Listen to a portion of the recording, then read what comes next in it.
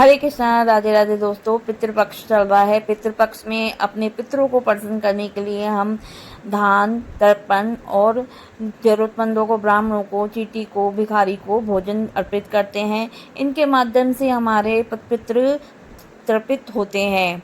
आज इस एक पल का और उसके भाइयों को एक दिन का नरक का भोग भोगना पड़ा। इसके पीछे एक कथा है जिसके बारे में हम आपको बताते हैं। ऐसा हुआ था जब महाभारत का जब युद्ध समाप्त हुआ, तो युद्ध के समाप्त होने के बाद में भगवान श्री कृष्ण वन की ओर निकल पड़े और वह एक पेड़ के नीचे विश्राम कर रहे थे। तो एक शिकारी के द्वारा तीर चलाए जाने से वह अपना देह को त्यागा और मृत्यु को प्राप्त हुए। इसके साथ ही बलराम जी ने भी अपना शरीर को त्याग दिया। पांडवों ने कुछ समय तक तो अपना राजपाट संभाला, फिर उनके मन में भी विचार आया, अब हमें भी अपना सब कुछ त्याग कर अपने पड़पोत्र को, परीक्षित को, सारे राज्य का भार संभाला के स्वर्ग की ओर प्रस्थान करना चाहिए। ऐसा विचार करते हुए पांडवों ने अपनी पत्नी द्रौपदी के सहित सब कुछ देकर स्वर्ग की ओर चल दिए। स्वर्ग में चलते चलते उन्हें रास्ते में एक कुत्ता भी साथ हो लिया। उसके बाद में अंत में से युधिष्ठिर और वो कुत्ता ही स्वर्ग के द्वार पे पहुंचे। जैसे ही वो स्वर्ग के द्वार पे पहुंचे तो द्वारपालों ने उनका रास्ता रोका और कहा, ये कुत्ता स्वर्ग के अंदर प्रवेश नहीं कर सकता, इसका जाना वर्जित है।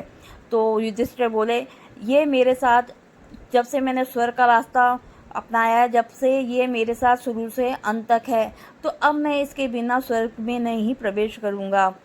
तभी उनकी बात सुन के नारद जी प्रकट हुए और कुत्ता रूपी जो यमराज ने अपना रूप लिया हुआ था वो भी प्रकट हुए और बोले, मैंने आपकी परीक्षा लेने के लिए कुत्ता रूप में लिया था, आप इस परीक्षा में पास हुए हैं, आप स्वर्ग की ओर प्रस्थान करें।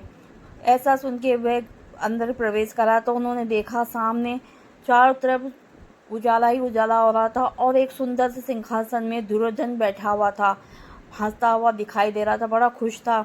ये देखे वो अचंभित हुए। उन्होंने देव ऋषि नारद से पूछा, ऐसा दुर्योधन ने ऐसा क्या करा, इतना पाप करने के बाद भी उसको स्वर्ग की प्राप्ति हुई है, साथ में उसके भाई भी साथ में बैठे हुए हैं, लेकिन मुझे अपने भाई नहीं दिखाई दे। हमने इतना कोई कार्य नहीं करा जो इससे हमें स्वर्ग में स्थान नहीं मिल रहा। मेरे भाई और पत्नी कहाँ है? वह सभी से पूछने लगे। तभी देवता उनके सामने आए, बोले कि आप चलिए, आपको आपके भाई और पत्नी से मिलाते हैं। ऐसे कहते हुए वह उन्हें अपने साथ ले गए। जैसे वह स्वर्ग के रास्ते से आगे बढ़ने लगे तो धीरे धीरे अंधकार दिखाई देने लगा। चारों तरफ चिल्ले चलाने की आवाज़ आने लगी, दुख में तड़पते लोग दिखाई देने लगे। तब उन्हें समझ में नहीं आया कि ये क्या हो रहा है। वो देवताओं से बोले, मुझसे अब आगे नहीं चला जा रहा, मैं इससे आगे नहीं बढ़ सकता। तभी उन्हें अपने भाइयों की आवाज़ सुनाई दी। वो जोर जोर से चिल्ला रहे थे। तो अपने भाइयों की आवाज़ सुन के वो देवताओं से पूछते, मेरे भाई कहाँ हैं? मुझे उनकी आवाज़ सुनाई दे रही है। वो देवता उन्हें युधिष्ठिर उनके पास भी ले गए और उन्होंने बताया, आप लोगों ने अश्वत्थामा के समय उसको मारने के लिए एक झूठ का जाल बुना था। इस झूठ के कारण आप पांडवों को एक दिन का नरकावास भोगना पड़ा है। लेकिन दुर्योधन ने इतने पाप करने के बाद भी उसको स्वर्ग की प्राप्ति इसलिए हुई क्योंकि इसने जब से जन्म लिया और अंत तक उसका एक ही लक्ष्य था, आप लोगों का विनाश। वो अपनी श्रद्धा के साथ में आपको विनाश करने में लग गया। उसके भाइयों को भी पता था कि हमारा भाई गलत है, उसके परिजनों को सबको पता था, लेकिन फिर भी उन्होंने उसका साथ दिया चाहे वो गलत था। इसी कारण युधिष्ठिर में एक क्षत्रिय का, एक अपने धर्म का निभाया है। इस कारण उसको अपने भाइयों समेत स्वर्ग की प्राप्ति हुई है। युधिष्ठिर को सभी वरदान समझ में आ गया। अब देवता युधिष्ठिर को उसके भाइयों के साथ में लेकर स्वर्ग की ओर चल पड़े।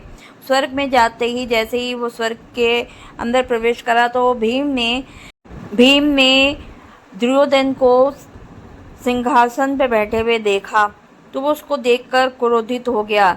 युधिष्ठिर ने समझाया ने समझाया कि दुर्योधन को किस कारण स्वर्ग की प्राप्ति हुई है। ऐसा समझते हुए सब कौरव और पांडव अब स्वर्ग में बड़े शांति से और समझदारी से रहने लगे। इस कथा से हमें ये ज्ञान प्राप्त होता है, आदमी जो बोता है उसे वही काटने को मिलता है। यानी आप अच्छा करोगे तो आपके अच्छे कर्म आपके स्वर्ग में गिने जाएंगे। इसलिए अच्छे कर्म करें, अच्छा काम करें जो आपकी अच्छी गिनती होए। अगर आपको ये वीडियो अच्छी लगे तो उसको लाइक